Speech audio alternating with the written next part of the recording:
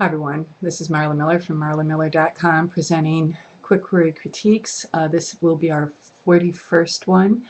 A heads up to subscribers to pass the word that I'm looking for more query letters. My stack is reasonable now and I like to have some in reserve. So if you have writing friends who are about to pitch to an agent who have query letters in a draft that they want to share, send them to me. All I ask is that you subscribe. For those of you who are wanting to do a redo, I know that this time last year I said I would do redos for free, but I have to tell you, there's overhead here, and so I'm charging $10 for a redo, which is really quite reasonable, so I hope you think so too. So if you want to redo, let me know, and then we'll take it from there. Okay, this letter is historical romance. Here we go. Jewel of Ramstone is a completed 130-word historical romance about a maiden without a past.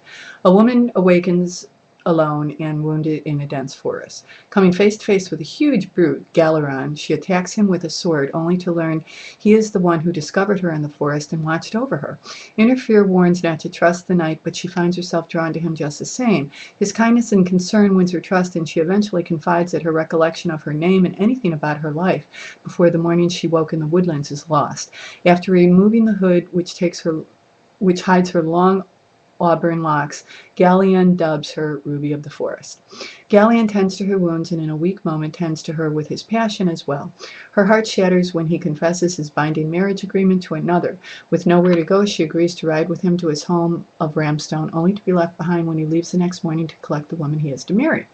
Ruby is battling on two fronts, her love for Galleon and the disturbing glimpses into her past. She refuses to add to her misery by waiting for Galleon to pass through the gates with his betrothed. Ruby strikes out on her own in the nearby village, but each accomplishment toward a new life pulls her further away from a man she cannot have. My publishing credits include a novella, she gives the title, released in December of 2009 by Express, and an article, blank, and then she gives the newspaper and when it was published in 2008. I've carefully narrowed my queries to a few agents whom I thought would best represent my novel. May I send Jewel of Ramstone for your consideration? Thank you for your time. Sincerely. Okay. One thing that I wanted to just say right off the bat is that I really like the way she opens this query letter with the title of the novel and then she closes it. And we really all should be doing a form of that. Just make sure that we have that title in front of us a couple of times during a query letter. Okay, so what do I think about this? Okay, historical romance. Well, I like it. I think that she certainly has writing chops, at least enough to write a tight query letter, which I think this is. It's a good example to those of you who are struggling, that you can do it in 300 some words. So I like it.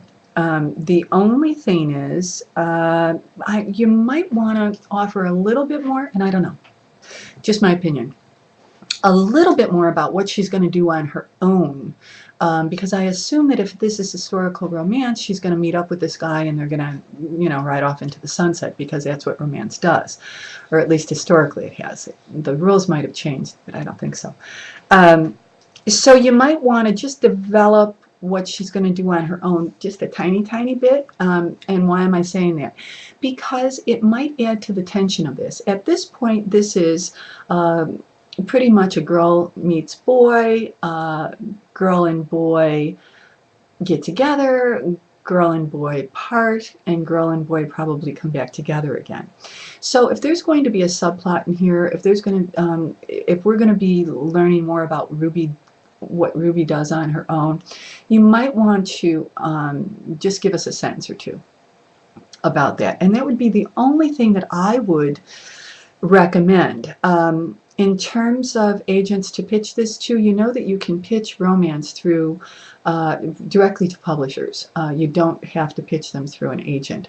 That might not be true of all romances, but I think that a place where you would be able to find out more information about that are the Romance Writers of America website, which is just a fine website. So I would encourage you to do some research there, because you might be able to just forget about the agent and go directly. But I like it, and I'd like this writer to let me know how it's received. Until the next time, be well and keep writing.